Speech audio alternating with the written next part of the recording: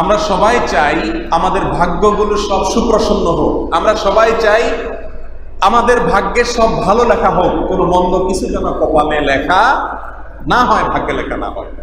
ভাগ্যে সবকিছু ভালো লেখা হোক, এই জিনিসটা যদি আমরা চাই, তাহলে আমাদেরকে শুধুমাত্র একটি রাত্রে এসে মসজিদে অথবা বাড়িতে ইবাদত বন্দেগী করলে ভাগ্য আমার অনুকূলে আসবে না। বরং এর জন্য কি করতে হবে? এর জন্য করতে হবে সারা বছর জুড়ে আল্লাহর ইবাদত, আল্লাহর গোলামি, আল্লাহর বন্দেগী করতে হবে। আপনি যদি সারা বছর জুড়ে আল্লাহর ইবাদত বন্দেগী করেন, আল্লাহর গোলামি করেন, নেক আমলের ভেতরে সারা বছর আপনি কাটান, নিজেকে ব্যস্ত রাখেন, তাহলে স্বয়ংক্রিয়ভাবে অটোমেটিকলি আপনার ভাগ্য আল্লাহ সুবহানাহু ওয়া তাআলা লিপিবদ্ধ করবেন আপনার অনুকূলে। কারণ আপনার যদি কোনো কারখানা থাকে, কারখানায় দুইটা মেশিন থাকে, একটা মেশিন সেখান থেকে আপনার প্রোডাকশন আসে, মেশিনটা ভালো, এই মেশিনে তেল, মোবিল, বিদ্যুৎ যত কিছু সাপ্লাই করা দরকার এই মেশিন টিকে থাকার জন্য, আপনি করবেন কি করবেন না। এর বিপরীতে যদি আরেকটা মেশিন থাকে, যে মেশিনটা থেকে আপনার কোনো প্রোডাকশন আসে না, এই মেশিনটা আপনার কোনো কাজে লাগে না, এই মেশিনটা আপনার কথা শোনে না, এই মেশিনটা থেকে আপনি কিছুই পান না, তাহলে সেই মেশিনে আপনি তেল, মোবিল, বিদ্যুৎ এগুলো সাপ্লাই করবেন করবেন না। খুব সহজ বিষয়। আপনার দুটা গাড়ি আছে, একটা বসা গাড়ি, বেকার, কাজের না, এই গাড়িতে আপনি তেল, মোবিল কোনো খরচ নিশ্চয়ই করবেন না। পক্ষান্তরে যে গাড়িটা আপনাকে সার্ভিস দিচ্ছে, রানিং আছে, যে গাড়ি থেকে আপনার উপকারে আসে, যে গাড়িতে আপনার কথা শুনে, আপনি নিশ্চয়ই সেটার পেছনে পয়সা কড়ি খরচ করবেন এবং নিয়মিতভাবে বাজেট দিয়ে যাবেন। আপনি যদি চান আপনার সপক্ষে আপনার ভাগ্য লিপিবদ্ধ করা হোক, তাহলে একটি রাত্রে শুধুমাত্র এসে কান্নাকাটি করে ইবাদত বন্দেগী করে কখনো ভাগ্য আপনি সুপ্রসন্ন করতে পারবেন না। বরং আপনাকে সারা বছর জুড়ে আল্লাহ সুবহানাহু ওয়া তাআলার আনুগত্য করতে হবে, ভালো মানুষ হতে হবে, ঈমান এবং আমল এর উপর আপনাকে প্রতিষ্ঠিত হতে হবে। কারণ আল্লাহ সুবহানাহু ওয়া তাআলা পরিষ্কারভাবে কোরআনে কারীমে বলেছেন, মান আমিলা সালিহাম মিন যাকারিন আও উনসা ওয়া হুয়া মুমিন ফালানুহইয়ান্নাহু হায়াতান তাইয়্যিবা। যে ব্যক্তি তোমাদের মধ্যে নেক আমল করবে, ইমানদার অবস্থায়, ইমান আছে, সাথে সাথে ভালো কাজ করে, সে যদি এই অবস্থায় থাকে, নারী হোক আর পুরুষ হোক, আল্লাহ বলেছেন তাকে স্বাচ্ছন্দ্যময় জীবন, সুখময় জীবন, পবিত্র জীবন আমি দান করবো, এটা আল্লাহর ওয়াদা। আপনি আল্লাহর কাছে ভাগ্য সুপ্রসন্ন হওয়ার জন্য অ্যাপ্লিকেশন করতে হবে না, অটোমেটিক আপনার ভাগ্য আপনার সপক্ষে থাকবে, কল্যাণকর ভাগ্য আল্লাহ তাআলা দান করবেন। শুধু আপনাকে কি হইতে হবে? নেক হইতে হবে। আমরা চাই আমার চুরি, দাড়ি, ডাকাতি, গীবত, শেকায়েত, শত্রুতা, বিদ্বেষ, গীবত, হিংসা, চোখের গুনাহ, কানের গুনাহ, মুখের গুনাহ, জেনা, গান শোনা, বাদ্য শোনা, হারাম ইনকাম, মানুষকে ঠকানো, গালমন্দ করা, ঝগড়াঝাটি, যত রকমের অনাচার আছে, নামাজের ব্যাপারে গাফলতি, 2 ওয়াক্ত পড়া, 3 ওয়াক্ত না পড়া, জামাতে হাজির না হওয়া, বিবিকে বেপরদায় চালানো, টেলিভিশন দেখা, মোবাইলে হারাম জিনিস দেখা, যত রকমের অনাচার আছে, এই সব অনাচারের সাথে আমি জড়িত থাকবো, আর এক রাত্রে আসে শুধু কান্নাকাটি করে ভাগ্যটা আমার পক্ষ করে নিব। এটা বোকার স্বর্গে বাস, এটাকে বলা যেতে পারে। এটা কোনোদিন বুদ্ধিমান মানুষের কাজ হতে পারে না।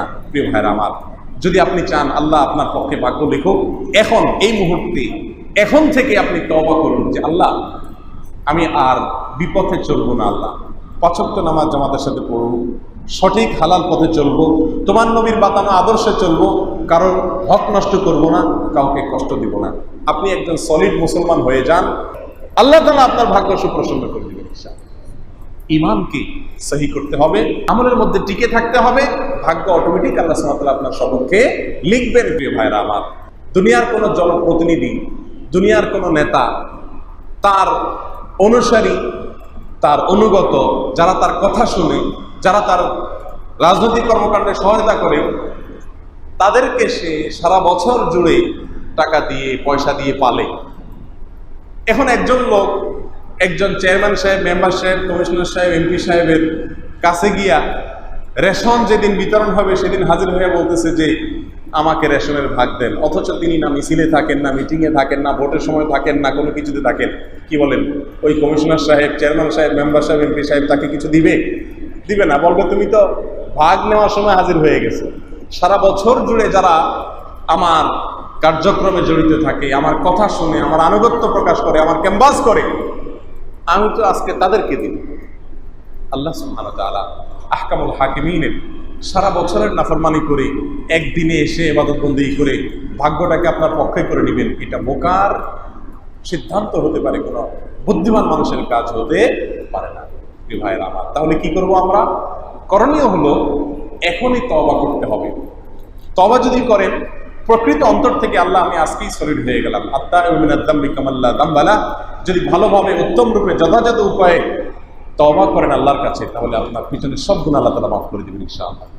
আর নতুন করে আপনার খাতা খুলবে, আর নতুন করে যদি খাতা খুলে ইনশাআল্লাহ আপনি আল্লাহর অনুগত বান্দা হিসাবে ভাগ্য আপনার অনুকূলে লিপিবদ্ধ করা হবে। প্রিয় ভাইরা আমার, ভাগ্যের বিষয়ে আরেকটি কথা বলতে হয়, তা হলো অনেক সময় দেখা যায় আমাদের ভাগ্যে যা এসেছে তাতে আমরা সন্তুষ্ট হতে পারি না। আমি চাইছি একটা, আল্লাহ তাআলা দিলেন আরেকটা। দেখা যাচ্ছে তখন অনেক সময় আমাদের মনে কষ্ট হয়, দুঃখ লাগে যে আমি এত ইবাদতবন্দি করি, আল্লাহর এত গোলামি করি, এত নামাজ কালাম করি, এত আল্লাহকে ডাকি, এত হক হালালে চলি, তবুও আমার কেন যা চাই তা হয় না, সব বিপরীত হয়। এর জবাব হলো, আপনি নিজের জন্য যেটাকে ভালো মনে করতেছেন, আল্লাহ সুবহানাহু ওয়া তাআলা আপনার জন্য যে জিনিসটাকে চয়েস করেছেন সেটা নিঃসন্দেহে তার চাইতে ভালো। একটা ছোট বাচ্চা তার নিজের জন্য যেটাকে ভালো মনে করে, তার বাবা তার জন্য যেটাকে ভালো মনে করে সেটা তার চাইতে ভালো না মন্দ? আপনার সৃষ্টিকর্তা আপনার জন্য যেটা নির্বাচন করবেন, যেটা সিদ্ধান্ত করবেন, যেটা ফয়সালা করবেন, আপনার কাছে আপাত দৃষ্টিতে সেটা খারাপ মনে হলেও ওইটার ভেতরে আপনার জন্য কল্যাণ আছে, হয়তো বুঝতে অনেক সময় লেগে যাবে। যেমন ছোট বাচ্চা অনেক সময় বায়না ধরে এই জিনিসটা দিতে হবে, আগুনে হাত দিবে, দুধের বাচ্চা, চেরাগ ধরাইছেন, মোমবাতি ধরাইছেন, সে ওখানেই হাত দিবে, আপনি দিতে দেন না, তার মনে কষ্ট হয়, কান্নাকাটি শুরু করে, ভাঙচুর শুরু করে, তার আফসোস লাগে আমার বাপ কত পাষণ্ড, সে আমাকে দিচ্ছে না আমার মন মতো একটু এই জিনিসটা ধরতে, আমি একটু মনের খায়েশ মেটাবো, সে দিচ্ছে না। কিন্তু বাবা মা কখনো দেয় না, সে কান্দে, তারপরেও দেয় না। কেন দেয় না? কারণ বাবা মা জানে এখানে হাত দিলে তার ক্ষতি হবে, আর সে মনে করতেছে এত সুন্দর এরকম হলুদ জিনিসটা দাও দাও করে জ্বলতেছে, এখানে হাত দিলে মনে হয় সুখের স্বর্গে ঢুকে যাবে। ঠিক না ঠিক? তাকদীরের বিষয়ে যখনই আমাদের মনোমত না হয় কোনো ফয়সালা আল্লাহ তাআলা, তখন এই বাচ্চার মতো ভূমিকায় আমরা অবতীর্ণ হই। তখন বুদ্ধিমান মানুষের কাজ হয় আল্লাহর ফয়সালায় সন্তুষ্ট হওয়া, যেটাকে রেজাবিল কদা বলা হয়। অতএব প্রিয় বন্ধুরা আমার, ভাগ্যকে নিজের পক্ষে করে নেওয়ার জন্য কোনো এক রাতের ইবাদত বন্দেগী এগুলোর কথা কোরআন হাদিসে করতে বলাও হয় নাই, আর এগুলা কোনো যৌক্তিক কর্মসূচি বা কর্মকাণ্ড নয়, বরং ভাগ্যকে নিজের পক্ষে করার জন্য সবসময় ভালো পথে চলতে হবে, ভালো মানুষ হয়ে চলতে হবে। এরপরেও যদি দেখেন যে আপনার ভাগ্য এর চাকা ঘুরছে না, আপনি বাহ্যিকভাবে যা চাচ্ছেন তা হচ্ছে না, তো মনে রাখবেন আল্লাহ সুবহানাহু ওয়া তাআলা বান্দার কোনো আমল নষ্ট করেন না। ইন্নাল্লাহা লা ইউযিউ আজরাল মুহসিনিন, যারা নেক আমল করে কখনো সেটা নষ্ট হতে আল্লাহ তাআলা দেন না। আপনি ভালোর পথে চলবেন আর আপনার ভাগ্য আপনার সুপ্রসন্ন হবে না, অসম্ভব। ভাগ্য সুপ্রসন্ন হতে বাধ্য, আপনার নসিবে ভালো কিছু আসতে, কল্যাণের ফয়সালা আসতে বাধ্য, যদি আপনি নিজে সলিড হয়ে